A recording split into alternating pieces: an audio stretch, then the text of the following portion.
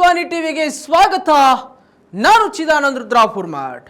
ನಮ್ಮ ತಂದೆ ಸಿದ್ದರಾಮಯ್ಯನವರು ತಮ್ಮ ರಾಜಕೀಯ ಬದುಕಿನ ಕೊನೆಘಟ್ಟದಲ್ಲಿದ್ದಾರೆ. ವೈಚಾರಿಕವಾಗಿ ಪ್ರಗತಿಪರ ಸಿದ್ಧಾಂತವನ್ನ ಇಟ್ಟುಕೊಂಡಂತವರಿಗೆ ಮಾರ್ಗದರ್ಶನ ಮಾಡಲಿಕ್ಕೆ, ನೇತೃತ್ವ ವಹಿಸಿಕೊಳ್ಳಲಿಕ್ಕೆ ಒಬ್ಬರು ನಾಯಕರು ಬೇಕು.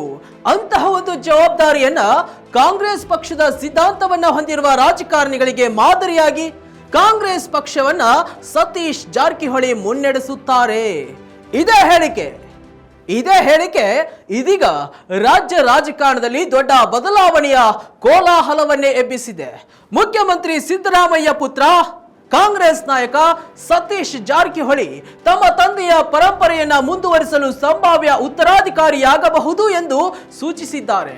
ಕರ್ನಾಟಕದಲ್ಲಿ ನಾಯಕತ್ವ ಬದಲಾವಣೆಯ ಬಗ್ಗೆ ಊಹಾಪೋಹಗಳ ನಡುವೆ ಯತೀಂದ್ರ ಅವರ ಈ ಹೇಳಿಕೆ ರಾಜ್ಯ ರಾಜಕೀಯ ಪಡಸಾಲೆಯಲ್ಲಿ ನಾನಾ ಚರ್ಚೆ ಹುಟ್ಟು ಹಾಕುವಂತೆ ಮಾಡಿದೆ. ಈ ತರದ ಹೇಳಿಕೆಯನ್ನ ಕಾಂಗ್ರೆಸ್ ಪಕ್ಷ ಈ ಹಿಂದೆನೇ ನಿರಾಕರಿಸಿತ್ತು. ಬದಲಾವಣೆಯ ನಾಯಕತ್ವದ ಮಾತುಗಳಿಗೆ ನಾಯಕರ ಬಾಯಿಗೆ ಬೇಗ ಹಾಕಿತ್ತು. ಹೀಗೆ ನಾಯಕತ್ವ ಬದಲಾವಣೆ ಬಗ್ಗೆ ಚರ್ಚೆಗಳು ನಡೆಯುತ್ತಿರುವಾಗಲೇ ಸಿದ್ದರಾಮಯ್ಯ ಪುತ್ರ ಯತೀಂದ್ರ ಅಚ್ಚರಿಯ ಘೋಷಣೆಯನ್ನ ಮಾಡಿದ್ದು ಎಲ್ಲರೂ ಬೆಕ್ಕಸ ಬೆರಗಾಗುವಿ ನೋಡುವಂತೆ ಮಾಡಿದೆ. ಅಷ್ಟಕ್ಕೂ ಸಿಎಂ ಪುತ್ರ ಈ ರೀತಿಯ ಹೇಳಿಕೆ ಕೊಡಲು ಕಾರಣವಾದ್ರೂ ಏನು? ಬದಲಾವಣೆಯ ಬಡಿದಾಟ ಚರ್ಚೆ ಇರುವಾಗ, ಹೈಕಮಾಂಡ್ ಖಡಕ್ ಸೂಚನೆ ಇರುವಾಗ ಸಿಎಂ ಮಗನ ಬಾಯಲ್ಲಿ ಬಹಿರಂಗ ಸಾರ್ವಜನಿಕ ಕಾರ್ಯಕ್ರಮದಲ್ಲಿ ಇಂತಹ ಒಂದು ಹೇಳಿಕೆ ಬಂದಿರುವುದಾದ್ರೂ ಏಕೆ? ಇದರ ಹಿಂದಿನ ತಂತ್ರವಾದ್ರೂ ಏನು? ದೂರದೃಷ್ಟಿ ಎಂತದ್ದು? ಅದಕ್ಕಾಗಿ ನಾವು ಟಾಪ್ 5 ಸುದ್ದಿಗಳನ್ನ ಮಾಡಿದ್ದೇವೆ. ಬನ್ನಿ ನೋಡ್ಕೊಂಡು ಬರೋಣ.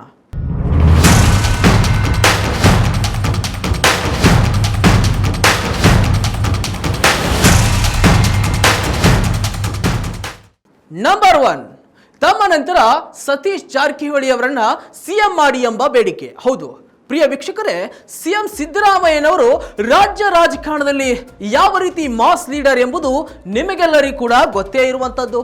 ಡಿಸಿಎಂ ಡಿಕೆ ಶಿವಕುಮಾರ್ ಅವರು ಕೂಡ ಸಿಎಂ ಆಗಬೇಕು ಎಂಬ ಒಂದು ಹಠವನ್ನ ಸರ್ಕಾರ ಬಂದಾಗಿನಿಂದಲೂ ಕೂಡ ಮಾಡ್ತಾ ಇದ್ದಾರೆ. ಆದ್ರೆ ಸಿದ್ದರಾಮಯ್ಯನವರ ಬಣದ ಒಂದು ಟೀಮ್ ಕೂಡ ತುಂಬಾ ಆಕ್ಟಿವ್ ಆಗಿ ಕಾಣಿಸ್ತಾ ಇದೆ. ಯಾವುದೇ ಕಾರಣಕ್ಕೂ ಡಿಸಿಎಂ ಡಿಕೆ ಶಿವಕುಮಾರ್ ಅವರಿಗೆ ಮುಖ್ಯಮಂತ್ರಿ ಪಟ್ಟವನ್ನ ಬಿಟ್ಟು ಕೊಡಬಾರದು, ಸಿಎಂ ಮಾಡಿ ಅಂದ್ರೆ ಸತೀಶ್ ಜಾರಕಿಹೊಳಿ ಅವರನ್ನ ಮುನ್ನೆಲೆಗೆ ತಂದದ್ದು ಏಕಂತಂದ್ರೆ ಡಿಕೆ ಶಿವಕುಮಾರ್ ಅವರಿಗೆ ಟಕ್ಕರ್ ಕೊಡಲು. ಯಾಕಂತಂದ್ರೆ ಚರ್ಚೆಗಳು ಇರದೇ ಇರುವಂತಹ ಸಂದರ್ಭದಲ್ಲಿ ಒಬ್ಬನೇ ವ್ಯಕ್ತಿ ತುಂಬಾ ಮುಖ್ಯಮಂತ್ರಿ ಅಭ್ಯರ್ಥಿ ಎಂಬ ಮಟ್ಟದಲ್ಲಿ ಚರ್ಚೆ ಆಗ್ತಾ ಇದ್ರೆ ಅದಕ್ಕೆ ಪೆಟ್ಟು ಬೀಳೋದು ಸಿದ್ದರಾಮಯ್ಯ ಬಣದ ನಾಯಕರಿಗೆ. ಹಾಗಾಗಿ ಒಂದು ಚರ್ಚೆ ಬೇಕು ಎನ್ನುವಂತಹ ನಿಟ್ಟಿನಲ್ಲಿ ಸಿಎಂ ಸಿದ್ದರಾಮಯ್ಯನವರ ಒಂದು ಬಣದ ಟೀಮ್ ಸತೀಶ್ ಜಾರಕಿಹೊಳಿ ಅವರನ್ನ ಮುನ್ನೆಲೆಗೆ ಬಿಟ್ಟಿದೆ. ಹಾಗಾಗಿ ಡಿಕೆ ಶಿವಕುಮಾರ್ ಅವರು ಮಾತ್ರವಲ್ಲ, ನಮ್ಮ ಬಣದ ನಾಯಕರನ್ನು ಕೂಡ ಸಿಎಂ ಆಗಿ ಮಾಡಿ ಎಂಬ ಒಂದು ಬೇಡಿಕೆಯನ್ನ ಸಿಎಂ ಸಿದ್ದರಾಮಯ್ಯನವರ ಒಂದು ತಂಡ ಮುಂದಿನ ಚುನಾವಣೆ ಮುಂದೆ ಇಡಬಹುದು. ಯಾಕಂತಂದ್ರೆ ಈಗ ಸಾಧ್ಯ ಆಗದೆ ಇರಬಹುದು. ಯಾಕಂತಂದ್ರೆ 5 ವರ್ಷ ನಾನೇ ಸಿಎಂ ಎಂಬ ಹೇಳಿಕೆಯನ್ನ ಈಗಾಗಲೇ ಸಿಎಂ ಸಿದ್ದರಾಮಯ್ಯನವರು ಕೊಟ್ಟಿದ್ದಾರೆ. ಆದ್ರೆ ಇದು ಎಫೆಕ್ಟ್ ಆಗುವುದು 2028ರ ಚುನಾವಣೆಯಲ್ಲಿ. ಹಾಗಾಗಿ ಜಾರಕಿಹೊಳಿ ಅವರನ್ನ ಸಿಎಂ ಮಾಡಿ ಎಂಬ ಬೇಡಿಕೆಯನ್ನ ಸಿಎಂ ಸಿದ್ದರಾಮಯ್ಯನವರು ಇಡಬಹುದು. ಇನ್ನು ಎರಡನೇದೇನಂತಂದ್ರೆ ಸಿದ್ದರಾಮಯ್ಯ ನಂತರ ಅಹಿಂದ ಮತಗಳನ್ನ ಒಗ್ಗೂಡಿಸುವ ಪ್ಲಾನ್. ಪ್ರಿಯ ವೀಕ್ಷಕರೇ, ಸಿದ್ದರಾಮಯ್ಯ ಅಹಿಂದ ನಾಯಕ. ಇಡೀ ರಾಜ್ಯ ಅಲ್ಲದೆ ರಾಷ್ಟ್ರ ಮಟ್ಟದಲ್ಲೂ ಕೂಡ ತನ್ನದೇ ಆಗಿರತಕ್ಕಂಥ ವರ್ಚಸ್ಸನ್ನು ಹೊಂದಿರತಕ್ಕಂತಹ ಏಕೈಕ ಅಹಿಂದ ನಾಯಕ ಸಿಎಂ ಸಿದ್ದರಾಮಯ್ಯನವರು. ಉತ್ತರ ಕರ್ನಾಟಕದಲ್ಲಿ ಅಹಿಂದ ಮತಗಳನ್ನ ಹೆಚ್ಚಿನ ಸಂಖ್ಯೆಯಲ್ಲಿ ಹೊಂದಿರತಕ್ಕಂತಹ ಸಿದ್ದರಾಮಯ್ಯನವರಿಗೆ ತಮ್ಮ ಬೆನ್ನಿಗಿರ್ತಕ್ಕಂತಹ ಒಂದು ಶಕ್ತಿಶಾಲಿ ಮತಗಳಂತಂದ್ರೆ ಅದು ಅಹಿಂದ ನಾಯಕ. ಇದು ಹೈಕಮಾಂಡ್ಗೆ ಏನು ಗೊತ್ತಿಲ್ವಾ? ರಾಹುಲ್ ಗಾಂಧಿ ಅವರಿಗೂ ಕೂಡ ಗೊತ್ತು, ಖರ್ಗೆ ಅವರಿಗೂ ಕೂಡ ಗೊತ್ತು. ಅದಕ್ಕಾಗಿ ಸಿಎಂ ಸಿದ್ದರಾಮಯ್ಯನವರನ್ನ ಒಬ್ಬ ಅಹಿಂದ ನಾಯಕ ಅಂತ ಹೇಳಿ ಕರಿತಾ ಇರೋದು. ಹಾಗಾಗಿ ಅಹಿಂದ ಮತಗಳನ್ನ ಎಲ್ಲವನ್ನ ತನ್ನತ್ತ ಸೆಳೆದುಕೊಂಡು ಸತೀಶ್ ಜಾರಕಿಹೊಳಿ ಅವರಿಗೆ ಪಟ್ಟವನ್ನ ಕಟ್ಟಿ ಅವರಿಗೆ ನಾಯಕತ್ವವನ್ನು ಬೆಳೆಸಿ ಅವರ ನಾಯಕತ್ವದಲ್ಲೇ ಮುನ್ನಡೆಗೆ ಹೋದಂತ ಸಂದರ್ಭದಲ್ಲಿ ಉತ್ತರ ಕರ್ನಾಟಕದ ಅಹಿಂದ ಮತಗಳನ್ನ ತನ್ನತ್ತ ಸೆಳೆದುಕೊಂಡು ಒಬ್ಬ ವಾಲ್ಮೀಕಿ ಸಮುದಾಯದ ಪ್ರಬಲ ನಾಯಕ ಬೇರೆ ಸತೀಶ್ ಜಾರಕಿಹೊಳಿ. ಬೆಳಗಾವಿ ಭಾಗದಲ್ಲೇ ಆಗಲಿ, ವಿಜಯಪುರ, ಬಾಗಲಕೋಟೆ, ಇಡೀ ಕಲ್ಯಾಣ ಕರ್ನಾಟಕ ಭಾಗದಲ್ಲಿ ತನ್ನದೇ ಆಗಿರತಕ್ಕಂತಹ ವರ್ಚಸ್ಸನ್ನ ಹೊಂದಿದ್ದಾರೆ. ಮಾತು ತುಂಬಾ ಕಡಿಮೆ, ಆದ್ರೆ ರಾಜಕೀಯ ಪಟ್ಟುಗಳನ್ನ ಹಾಕುವುದರಲ್ಲಿ ಸತೀಶ್ ಜಾರಕಿಹೊಳಿ ಎತ್ತಿದ ಕೈ. ಹಾಗಾಗಿ ಆ ಭಾಗದಲ್ಲಿ ಮತ್ತು ಹೈಂದ ಮತಗಳನ್ನು ಸೆಳೆದುಕೊಂಡಂತ ಮಟ್ಟದಲ್ಲಿ ಸತೀಶ್ ಜಾರಕಿಹೊಳಿ ಅವರು ಮುನ್ನೆಲೆಗೆ ಬರ್ತಾರೆ. ಹಾಗಾಗಿ ಸತೀಶ್ ಜಾರಕಿಹೊಳಿ ಅವರನ್ನ ಮುನ್ನೆಲೆಗೆ ಬಿಟ್ಟು ಅಹಿಂದ ಮತಗಳನ್ನ ತಮ್ಮತ್ತೆ ಸೆಳೆದುಕೊಳ್ಳಬೇಕೆನ್ನುವಂತಹ ಮಹಾ ಪ್ಲಾನ್ ಕೂಡ ಇರಬಹುದು ಸಿಎಂ ಸಿದ್ದರಾಮಯ್ಯ ಅವರ ಆಪ್ತ ವಲಯದಲ್ಲಿ, ಅವರ ಬಣದಲ್ಲಿ. ಇನ್ನು ಮೂರನೆಯ ಪಾಯಿಂಟ್, ಡಿಕೆಶಿ ಅಷ್ಟೇ ಅಲ್ಲ, ತಾವು ಕೂಡ ಸಿಎಂ ರೇಸಲ್ಲಿ ಎಂಬುದರ ಬಗ್ಗೆ ಹೈಕಮಾಂಡ್ಗೆ ಮನವರಿಕೆ ಮಾಡಿಕೊಡಬಹುದು. ನಾನು ಆರಂಭದಲ್ಲೇ ಹೇಳಿಬಿಟ್ಟೆ, ರಾಜ್ಯ ರಾಜಕಾರಣದಲ್ಲಿ ಸಿಎಂ ಅಭ್ಯರ್ಥಿ ಎಂಬ ಘೋಷಣೆ ಓಡಾಡ್ತಾ ಇರುವಂತಹ ಸಂದರ್ಭದಲ್ಲಿ ಡಿಕೆ ಶಿವಕುಮಾರ್ ಅವರ ಹೆಸರು ತುಂಬಾ ಮುನ್ನೆಲೆಗೆ ಓಡಾಡ್ತಾ ಇದೆ. ಸರ್ಕಾರ ಬಂದಾಗಿನಿಂದಲೂ ಕೂಡ ಸೆಪ್ಟೆಂಬರ್ ಕ್ರಾಂತಿ, ಅಕ್ಟೋಬರ್ ಕ್ರಾಂತಿ, ನವೆಂಬರ್ ಕ್ರಾಂತಿ, ಹೀಗೆ ಕ್ರಾಂತಿಗಳ ಮೇಲೆ ಕ್ರಾಂತಿಗಳು ನಡೀತಾ ಇದೆ. 5 ವರ್ಷ ನಾನೇ ಸಿಎಂ ಎಂಬುವ ಮಾತನ್ನು ಕೂಡ ಈಗಾಗಲೇ ಸಿಎಂ ಸಿದ್ದರಾಮಯ್ಯನವರು ಹೇಳಿದ್ದಾರೆ. ಆದ್ರೆ ಡಿಕೆ ಶಿವಕುಮಾರ್ ಒಬ್ಬರೇ ಅಲ್ಲ, ನಾವು ಕೂಡ ಇದ್ದಾರೆ, ನಮ್ಮ ಬಣದ ನಾಯಕರು ಕೂಡ ಇದ್ದಾರೆ, ಸತೀಶ್ ಜಾರಕಿಹೊಳಿ ಅವರು ಇದ್ದಾರೆ, ಎಂ ಬಿ ಪಾಟೀಲ್ ರವರು ಇದ್ದಾರೆ, HC ಮಹದೇವಪ್ಪ ಇದ್ದಾರೆ, ಡಾಕ್ಟರ್ ಜಿ ಪರಮೇಶ್ವರ್ ಅವರು ಇದ್ದಾರೆ. ಈ ತರಹದ ನಾಯಕತ್ವ ಗುಣಗಳಿರ್ತಕ್ಕಂತಹ ಅನೇಕ ನಾಯಕರು ನಮ್ಮ ಬಣದಲ್ಲಿದ್ದಾರೆ. ಆದರೆ ಸತೀಶ್ ಜಾರಕಿಹೊಳಿ ಅವರ ಹೆಸರನ್ನ ಮುನ್ನೆಲೆಗೆ ತಂದು ಬಿಡ್ತಾ ಇದ್ದಾರೆ. ಯಾಕಂತಂದ್ರೆ ಅವರೊಬ್ಬ ಪ್ರಭಾವಿ ನಾಯಕ ಉತ್ತರ ಕರ್ನಾಟಕ ಭಾಗದಲ್ಲಿ, ಈಗಾಗಲೇ ನಾನು ಅದ್ರ ಬಗ್ಗೆ ಎಕ್ಸ್ಪ್ಲೇನ್ ಮಾಡಿದ್ದಿದೆ. ಹಾಗಾಗಿ ಸತೀಶ್ ಜಾರಕಿಹೊಳಿ ಅವರು ಕೂಡ ಸಿಎಂ ಅಭ್ಯರ್ಥಿ ಎಂಬ ಒಂದು ಚರ್ಚೆಯನ್ನ ಈಗಿನಿಂದಲೇ ಇಟ್ಟರೆ 2028ರ ಹೊತ್ತಿಗೆ ಬರುತ್ತೆ. ಈಗಾಗಲೇ ಸತೀಶ್ ಜಾರಕಿಹೊಳಿ ಅವರು ಕೂಡ ಹೇಳ್ಬಿಟ್ಟಿದ್ದಾರೆ, ನಮ್ದೇನೇ ಇದ್ರು 2028ಕ್ಕೆ ಕ್ಲೇಮ್ ಮಾಡೋದು ಎನ್ನುವಂತಹ ಮಾತನ್ನು. ಯಾಕಂತಂದ್ರೆ ಈಗ ಆ ಚರ್ಚೆ ಬೇಡ, ಈಗ ಸಿಎಂ ಸಿದ್ದರಾಮಯ್ಯನವರು ಮುಖ್ಯಮಂತ್ರಿಯಾಗಿ ಕೆಲಸವನ್ನ ಮಾಡ್ತಾ ಇದ್ದಾರೆ, ನಮ್ದೇನೇ ಇದ್ರು ಕೂಡ 2028ಕ್ಕೆ ನಾವು ಟವಲ್ ಹಾಕೋದು ಎನ್ನುವ ಮಾತನ್ನ ಕಡ್ಡಿ ತುಂಡಾದವರಂತೆ ಸತೀಶ್ ಜಾರಕಿಹೊಳಿ ಅವರು ಹೇಳಿಬಿಟ್ಟಿದ್ದಾರೆ.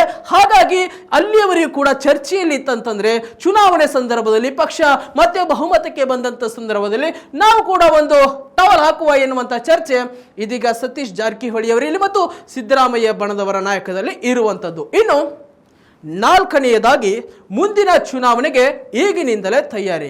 ಅದೇ ನಾನು ಈಗ ಅಷ್ಟೇ ಹೇಳಿದೆ, ಈಗಿನಿಂದಲೇ ಚರ್ಚೆ ಇದ್ರಂತಂದ್ರೆ ಮುಂದಿನ ಚುನಾವಣೆಗೆ ಅನುಕೂಲ ಆಗುತ್ತೆ. ಮತ್ತು ಕೆಪಿಸಿಸಿ ಅಧ್ಯಕ್ಷ ಸ್ಥಾನದ ಮೇಲೆ ಕೂಡ ಸತೀಶ್ ಜಾರಕಿಹೊಳಿ ಅವರು ಕಣ್ಣಿಟ್ಟಿದ್ದಾರೆ.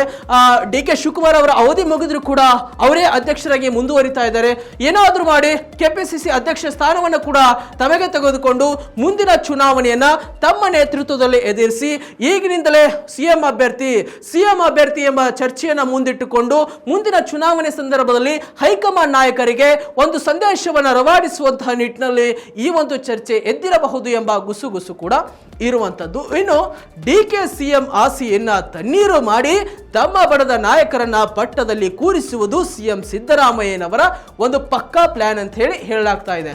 ಯಾಕಂತಂದ್ರೆ ರಾಜ್ಯ ಕಾಂಗ್ರೆಸ್ ಪಕ್ಷದಲ್ಲಿ 2 ಬಣಗಳಿದೆ ಎನ್ನುವಂಥದ್ದು ನಮಗೆ ಕಡ್ಡಿ ತುಂಡಾದರುವಂತೆ ಗೊತ್ತೇ ಇರುವಂಥದ್ದು. ಯಾಕಂತಂದ್ರೆ ಇಕ್ಬಾಲ್ ಹುಸೇನ್ ಅವರು ಒಂದ್ ಕಡೆ ಹೇಳ್ತಾರೆ, ಶಿವಗಂಗಾ ಬಸವರಾಜ್ ಅವರು ಒಂದ್ ಕಡೆ ಹೇಳ್ತಾರೆ, ಮತ್ತು ಮಾಗಡಿ ಬಾಲಕೃಷ್ಣ ಅವರು, ಡಿಕೆ ಶಿವಕುಮಾರ್ ಅವರ, ಇವರೆಲ್ಲರೂ ಕೂಡ ಡಿಕೆ ಶಿವಕುಮಾರ್ ಅವರ ಬಣದಲ್ಲಿ ಗುರುತಿಸಿಕೊಂಡಿರ್ತಕ್ಕಂಥವ್ರು.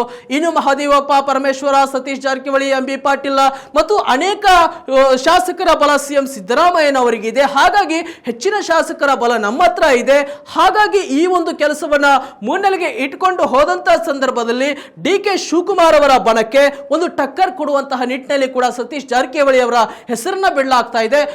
ಪ್ರಿಯ ವೀಕ್ಷಕರೇ, ಸತೀಶ್ ಜಾರಕಿಹೊಳಿ ಅವರು ಕೂಡ ಡಿಕೆ ಶಿವಕುಮಾರ್ ಅವರಂತೆ ಪ್ರಭಾವಿ ನಾಯಕ. ಯಾಕಂತಂದ್ರೆ ಬಂಡೆ ಮುನ್ನೆಲೆಯಾಗಿ ಕಾಣಿಸಿಕೊಂಡ್ರೆ ಸತೀಶ್ ಜಾರಕಿಹೊಳಿ ಅವರು ಹಿನ್ನೆಲೆಯಲ್ಲೇ ತಮ್ಮ ತಂತ್ರಗಾರಿಕೆಯನ್ನ ಹೆಣೆಯುವುದರಲ್ಲಿ ಎತ್ತಿದ ಕೈ, ಮಹಾ ಮಾಸ್ಟರ್ ಮೈಂಡ್ ಸತೀಶ್ ಜಾರಕಿಹೊಳಿ. ಯಾಕಂತಂದ್ರೆ ಬೆಳಗಾವಿ ಸಾಹುಕಾರ ಅಂತ ಹೇಳಿ ಕರೀತಾರೆ. ಬೆಳಗಾವಿ ರಾಜಕಾರಣದಲ್ಲಿ ಮಾತ್ರವಲ್ಲ, ಉತ್ತರ ಕರ್ನಾಟಕದ ಭಾಗದಲ್ಲಿ ಅನೇಕ ಶಾಸಕರ ಬೆಂಬಲ ಕೂಡ ಸತೀಶ್ ಜಾರಕಿಹೊಳಿ ಅವರಿಗಿದೆ.